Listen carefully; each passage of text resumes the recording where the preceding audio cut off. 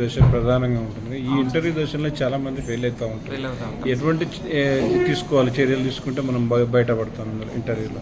Sir ఈ interview దశలో నేను కూడా లాస్ట్ టైం ఫెయిల్ అయ్యాను సార్. నేను లాస్ట్ టైం ఇంటర్వ్యూకి వెళ్ళాను కానీ సెలెక్ట్ అవ్వలేకపోయాను.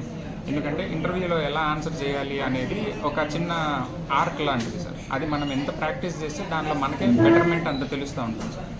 ఒకవేళ కంటిన్యూస్గా వాళ్ళు అడిగే క్వశ్చన్స్కి మనకు ఆన్సర్ తెలియకపోతే ఎలా చెప్పాలి, మన ఫేస్లో నర్వస్నెస్ రాకుండా మనల్ని మనమే ఎలా మౌల్డ్ చేసుకోవాలి, ఇంటర్వ్యూ ప్రాసెస్ని ఎలా రైట్ ఫ్రమ్ మన డిఏఎఫ్ అని ఒకటి ఉంటుంది సార్. మన డీటెయిల్డ్ అప్లికేషన్ ఫామ్ ఫిల్ చేసి దాంట్లో హాబీస్ పెట్టడం దగ్గర నుంచి మన ఇంటర్వ్యూ ప్రిపరేషన్ స్టార్ట్ అవుతుంది.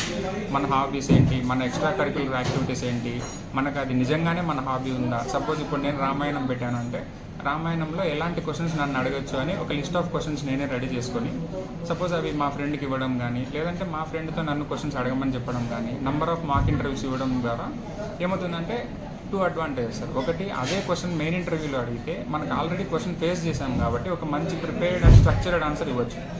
అట్ ది సేమ్ టైం ఒకవేళ ఇలా కాకపోయినా కూడా ఒక ప్యానెల్, ఒక 5-6 సీనియర్ మోస్ట్ మెంబర్స్ ముందు మనం కూర్చొని మాట్లాడగలుగుతున్నాం కాబట్టి మనకి ఎక్కడో చోట కాన్ఫిడెన్స్ బిల్డ్ అవుతూ ఉంటుంది సార్. ఇప్పటి వరకు చాలా ఇంటర్వ్యూలు చేసాము, ఇది కూడా ఇంకొక one of the mock interview లాగా ట్రీట్ చేద్దాం కాబట్టి ఆ నర్వస్నెస్ ఉండకపోవడము, క్లారిటీ ఆఫ్ థాట్ ఉండడము, ఎక్స్ప్రెషన్ క్లియర్గా ఉండడము, వీటికి maximum number of mock interviews ఎక్కువ ఇస్తే హెల్ప్ అవుతుంది సార్. మాక్ ఇంటర్వ్యూలకు ఎన్ని చేసినారు దాదాపు మాక్ ఇంటర్వ్యూస్? సార్ నేను మాక్ ఇంటర్వ్యూస్ దాదాపు ఒక 10-11 దాకా ఇచ్చాను సార్. బట్ ఎక్కువ వచ్చేసి నేను రిపీటెడ్గా ఒక ఇద్దరి దగ్గరే మాక్ ఇంటర్వ్యూస్ ఎక్కువ ఇచ్చాను సార్. ఒకటి మన హైదరాబాద్లో రిఫ్లెక్షన్స్ వివేకానంద సార్ అని, ఇంకొకటి కూడా హైదరాబాద్లోనే ఫెయిన్ మ్యాన్లో వెంకట్ మోహన్ సార్. వీళ్ళిద్దరి దగ్గర నంబర్ ఆఫ్ ఇంటర్వ్యూస్ ఎక్కువ, వాళ్ళతో ఎక్కువ interactions. And Venkat Mohan sir వచ్చేసి ఒక ఇంటర్వ్యూ క్యాండిడేట్ని ఆయన ఇంటర్వ్యూ చేస్తుంటే మనం కూడా చూడొచ్చు సార్ పక్కన.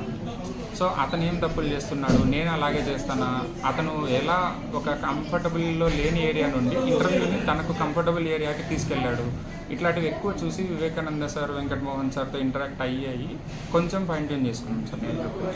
అయితే మొత్తం మీద ఈ యొక్క ఇంటర్వ్యూలో మాక్ ఇంటర్వ్యూ అనేది చాలా చాలా హెల్ప్ అవుతుంది సార్, చాలా హెల్ప్ అవుతుంది. Okay sir, thank you sir.